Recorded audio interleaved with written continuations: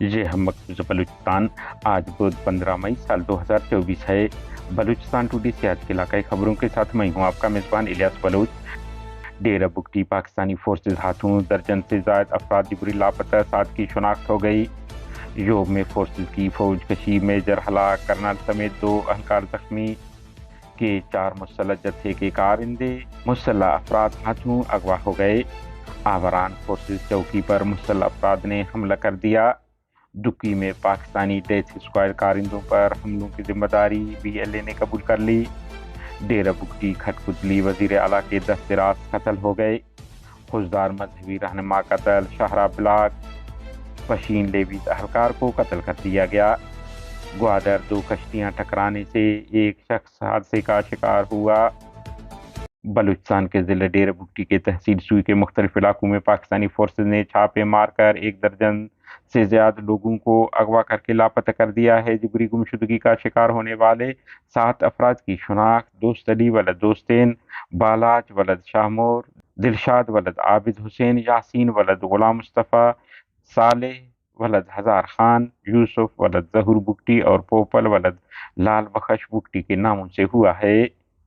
بلوچستان کے ضلع جوب کے سرحدی علاقہ سمبادہ میں قابض پاکستانی فورسز فوج کشی شروع کر دی ہے۔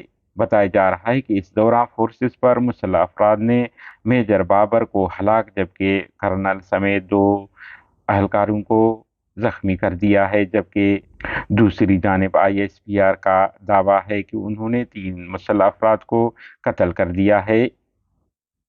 کیچ کے علاقہ گومازی میں مسلح افراد نے سرکاری مسلح جتھے کے 4 اہلکاروں کو اسلحے کے زور پر گرفتار کر کے نامعلوم مقام منتقل کر دیا ہے۔ آخری اطلاع تک مذکورہ کارندوں کو حراست میں لے کر لاپتہ کرنے کی ذمہ داری کسی آزادی پسند تنظیم نے قبول نہیں کی ہے۔ ڈیرہ بگٹی کھٹ پتلی وزیر اعلیٰ بلوچستان کے ساتھی رکھیا بگٹی سوئی میں نامعلوم مسلح افراد کے فائرنگ میں ہلاک ہو گئے۔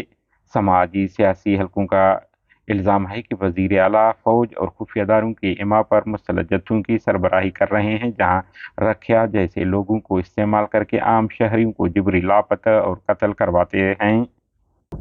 بلوچ لبریشن آرمی BLA کے ترجمان جینت بلوچ نے جاری بیان میں کہا ہے کہ سرمچاروں نے گزشتہ شب دکی میں قابض پاکستانی فوج کی تشکیل کردہ نام نہاد ڈیتھ اسکواڈ کارندوں کو 2 مختلف حملوں میں نشانہ بنایا، جس کے نتیجے میں 6 کارندے زخمی ہو گئے، جس کی ذمہ داری وہ قبول کرتے ہیں۔ آواران کی تحصیل جھاؤ کے علاقہ ذیلگ نامی محلے میں واقع پاکستانی فورسز چوکی کو مسلح افراد نے نشانہ بنایا، جس میں فورسز کو جانی مالی نقصان پہنچنے کا اندیشہ ہے۔ خوزدار سول کالونی نزد ماڈل ہائی اسکول کے قریب مسلح افراد نے فائرنگ کر کے مولوی عبدالحکیم نامی شخص کو قتل کر دیا، جن کا تعلق سوراب سے ہے۔ واقعہ کے بعد لواحقین نے کوئٹہ کراچی شاہراہ کو بلاک کر دیا۔